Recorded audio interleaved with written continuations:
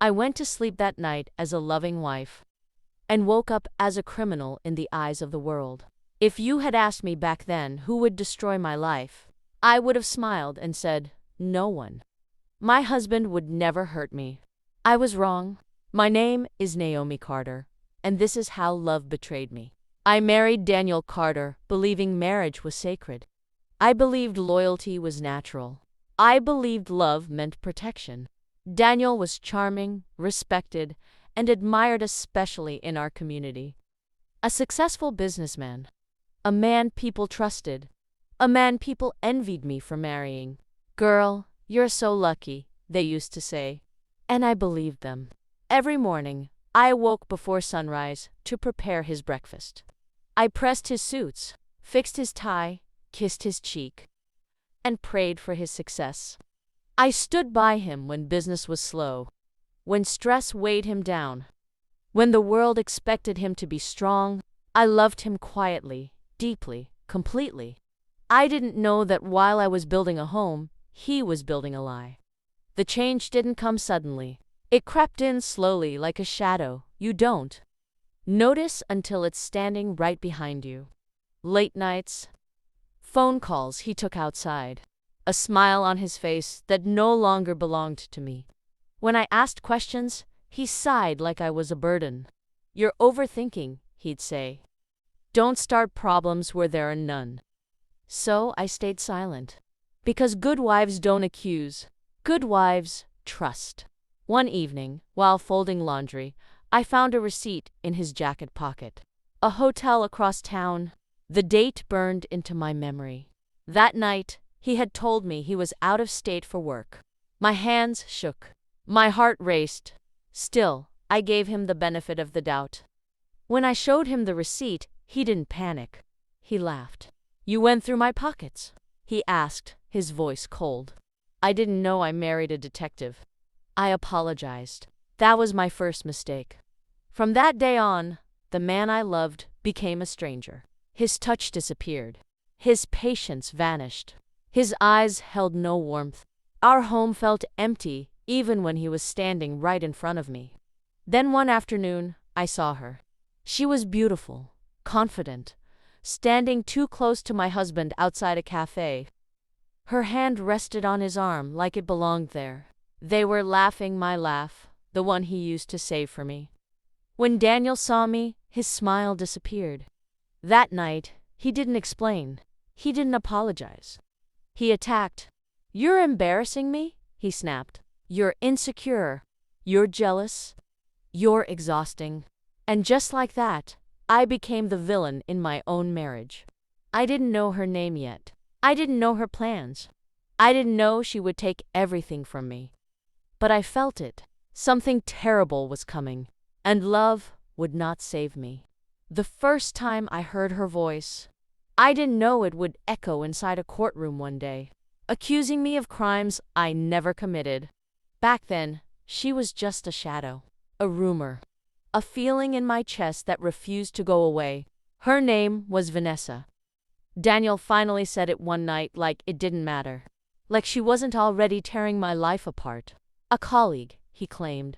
Someone you don't need to worry about, but women always know. Vanessa's presence wrapped itself around our marriage like smoke. I smelled her in his cologne when he came home late. I saw her in the sudden passwords on his phone. I heard her in the way he stopped calling me by my name. I tried to fight for my marriage the only way I knew how, by loving harder.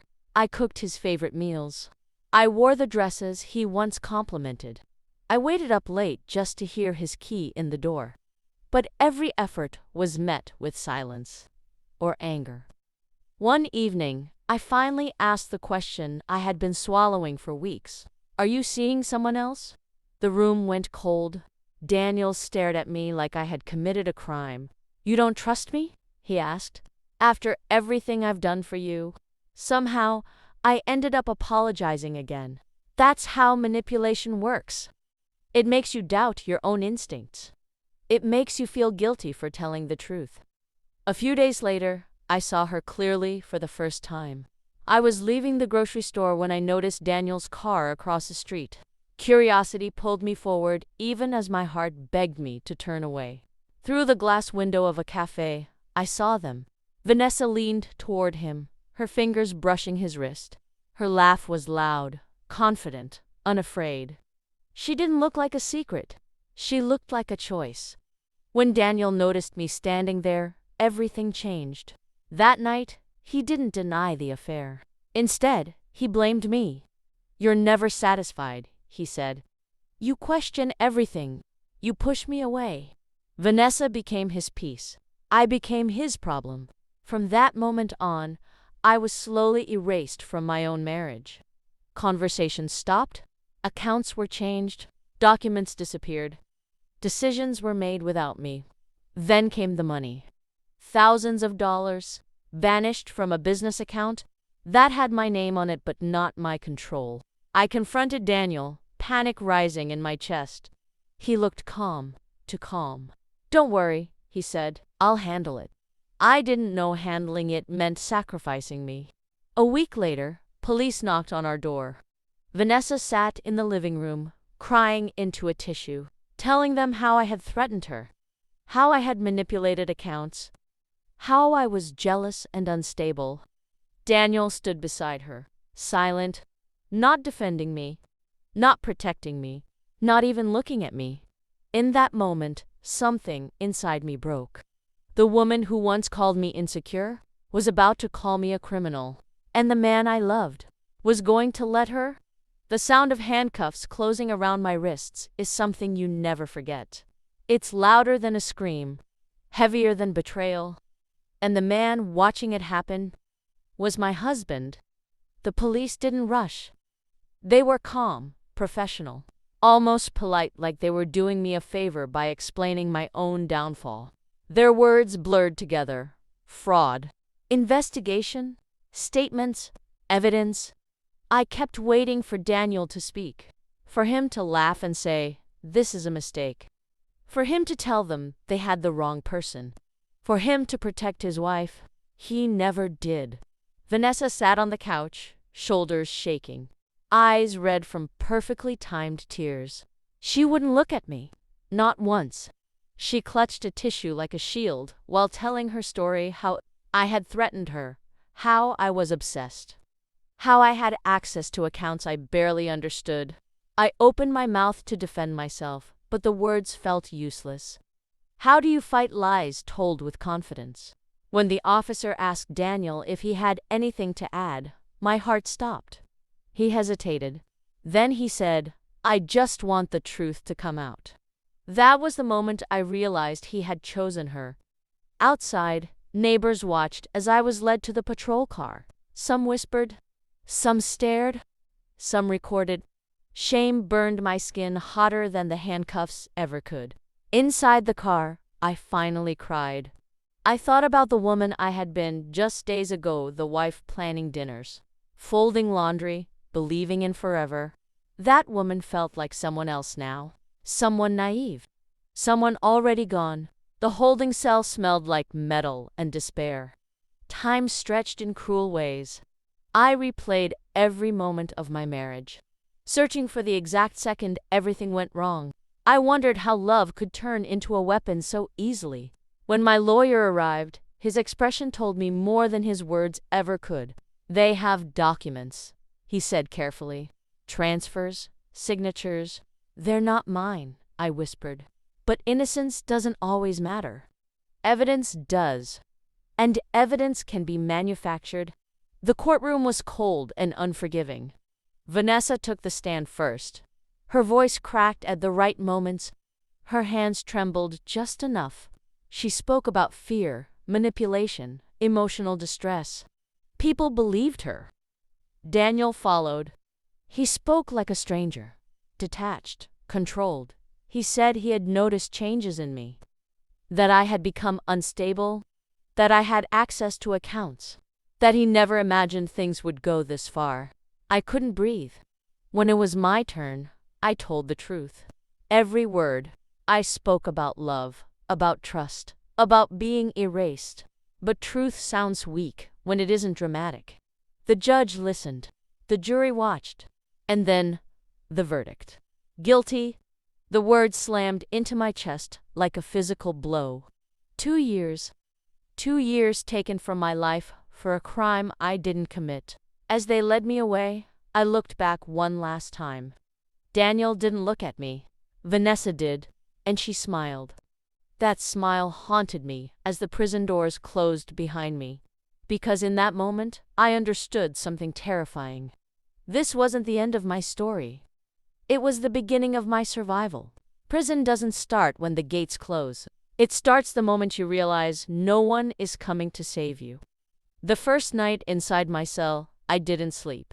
I sat on the thin mattress, staring at the peeling paint on the wall, listening to the sounds of women crying, shouting, praying.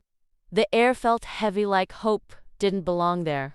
I kept expecting to wake up, to open my eyes and find myself back home, making coffee, planning dinner, believing lies.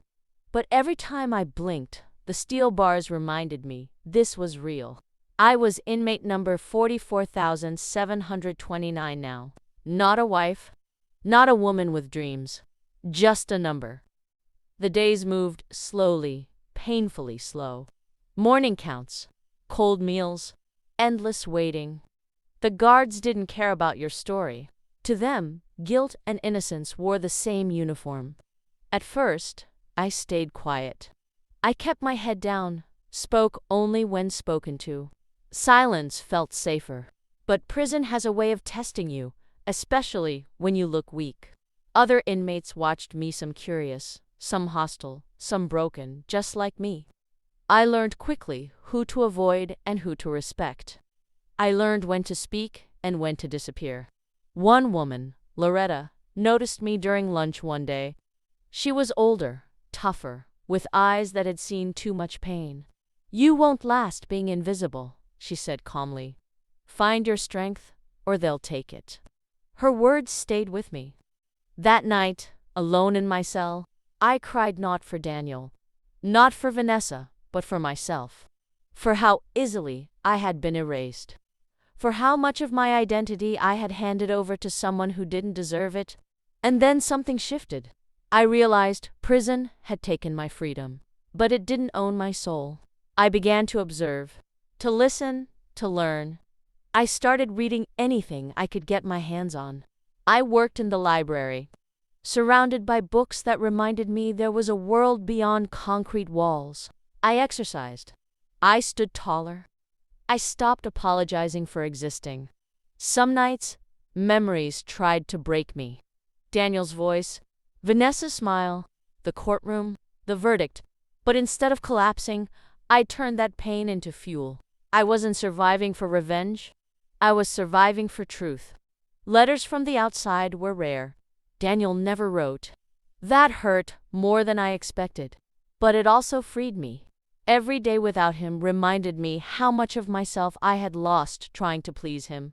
I began writing my own story in a notebook, every detail, every lie, every betrayal. If the truth ever had a chance to breathe again, I wanted it ready. Prison stripped away the version of me that depended on love for validation. What remained was stronger. When I looked at my reflection in the cracked mirror, I barely recognized the woman staring back. Her eyes were harder, her spine straighter, her heart scarred but still beating. I entered prison as a loving wife destroyed by betrayal. I was becoming something else entirely, and somewhere beyond those walls, justice was waiting. The truth doesn't always arrive like a storm. Sometimes it starts as a whisper, and if you're listening, it can change everything. Prison teaches you to notice small things. A change in routine, a nervous laugh, a silence that lasts a second too long. That's how the truth first reached me, not through a lawyer or a letter, but through a rumor passed between steel bars. Loretta leaned toward me one afternoon in the library, her voice low. "Your husband's name been floating around," she said. "Not for good reasons." My heart skipped. I tried to stay calm, but something inside me sparked. Daniel hadn't written once, hadn't called, had erased me completely. And yet, his name was here. Turns out, Vanessa talked too much. People like her always do. She'd been seen flashing money that didn't match her job, bragging to the wrong people, saying things that didn't line up with the story told in court. And somewhere outside, someone had started asking questions. I didn't celebrate. Prison had taught me patience. Hope was dangerous if you held it too tightly. Weeks later, a letter arrived. It wasn't from Daniel. It was from an accountant, someone who had worked briefly with his company. He'd found inconsistencies, transfers that traced back to Daniel's private accounts, not mine. Signatures that matched his patterns, not my handwriting. My hands shook as I read the words over and over. Proof. Not enough to free me yet, but enough to crack the lie. My lawyer returned with a different energy this time, less cautious, more focused. There may be grounds for an appeal, he said, but it won't be easy. Nothing ever was. From my cell, I watched as the system that had crushed me moved slowly. Painfully, slowly. Paperwork, requests, delays. Meanwhile, life continued behind the walls, like nothing had changed. But something had. Daniel stopped showing up in public the way he used to. His business took hits. Questions followed him like shadows. Vanessa's smile disappeared from social media. I heard she was nervous, paranoid, afraid. Good. At night, I prayed not for revenge, but for exposure. I didn't want to hurt them the way they hurt me. I wanted the truth to stand where lies once did. When Daniel finally sent a letter, I didn't open it right away. I didn't need his words anymore. When I did read it, there was no apology, only fear disguised as concern. Questions about what I knew, warnings disguised as love. I smiled for the first time in months. Because fear meant power had shifted. I wrote back only once. The truth doesn't need protection. Then I focused on myself, on the woman I was becoming, on the life waiting for me beyond these walls, whether freedom came tomorrow or years from now. Prison had tried to silence me. Instead, it sharpened me. And somewhere out there, the lies were starting to collapse. Slowly, I could feel it. Lies don't collapse all at once. They crack. They splinter. And then, they bury everyone standing on them. The first real break came on a Tuesday morning. My lawyer stood across from me in the visiting room, eyes sharp, voice steady, but I could see it. Excitement, controlled, but real. They turned on each other, he said. I felt my chest tighten. Vanessa had been questioned again. This time, without Daniel beside her, without his calm instructions, without his protection. And suddenly, her story began to shift. Just a little. Small contradictions. Dates that didn't line up. Transfers she couldn't explain. Messages she swore didn't exist until they did. People always think the lie they tell is the dangerous part. It's the lie you have to remember that destroys you. Daniel tried to hold the image together. He hired new lawyers, issued statements, blamed misunderstandings. But pressure has a way of changing people. And under pressure, he cracked. A financial audit exposed hidden accounts. Money moved through shell companies. Payments disguised as bonuses. Every trail led back to him. Not me. For the first time since my arrest, the system looked at Daniel the way it once looked at me. Suspicious, cold, unforgiving. Vanessa panicked. She called him too many times, sent messages begging him to fix it. When that failed, she started protecting herself. Fear makes people selfish. She confessed. She admitted Daniel had asked her to move money, that he told her it was temporary, that he promised to handle everything. She claimed she didn't know I'd be blamed. She lied again, but this time, the lies were enough to expose the truth. My appeal hearing was scheduled. Back in my cell that night, I sat on my bed and let myself breathe. Not cry, not celebrate, just breathe. I thought about how close I had come to disappearing forever under someone else's guilt. I thought about the woman I had been quiet, trusting, afraid to question love. she wouldn't survive this moment. But I did. In court, the atmosphere was different. The judge listened more carefully. The prosecutor spoke less confidently. Evidence was re-examined. Experts testified about forged signatures and manipulated records. Daniel avoided my eyes. Vanessa didn't look at me at all. When my lawyer finished, the room went silent. The judge leaned forward, and for the first time, I saw doubt where certainty once lived. The ruling wasn't immediate. Justice rarely is. But when the judge ordered a full review of my conviction and Daniel's arrest pending investigation, I closed my eyes. Not because it was over, but because I had survived long enough to see the lie fall. As guards escorted me back, whispers followed. Not accusations this time. Curiosity, respect, regret. I walked taller, because whether freedom came tomorrow or later, my name was already being cleared. And Daniel? He was finally standing where I once stood, alone, exposed, and afraid. Freedom doesn't always roar. Sometimes it whispers softly, and you only realize it when you take the first step outside. The day I walked out of those prison gates, sunlight hit me like a revelation. It wasn't just the warmth, it was the weight of truth finally lifting off my shoulders. Every step forward was a step I hadn't taken in years. Every breath reminded me I belonged to myself again. I wasn't Naomi, the loving wife, anymore. I wasn't Naomi, the prisoner. I was Naomi, the woman who survived betrayal, lies, and injustice. Friends I thought had vanished reached out cautiously. Some apologized. Some stayed silent. But I didn't need validation anymore. I had my own. Daniel. He had disappeared into the shadows. A once powerful man reduced to whispers in the news. Vanessa, her smile no longer haunted social media. Fear and regret had replaced arrogance. And justice. Well, justice was slow, but inevitable. My first stop wasn't my old home. I didn't want reminders of a life that had tried to break me. I walked to a small park near the city, where the sun filtered through trees and children played freely. I let myself sit on a bench, feeling the breeze brush against my face. I cried then, but not out of sadness. I cried because I had survived.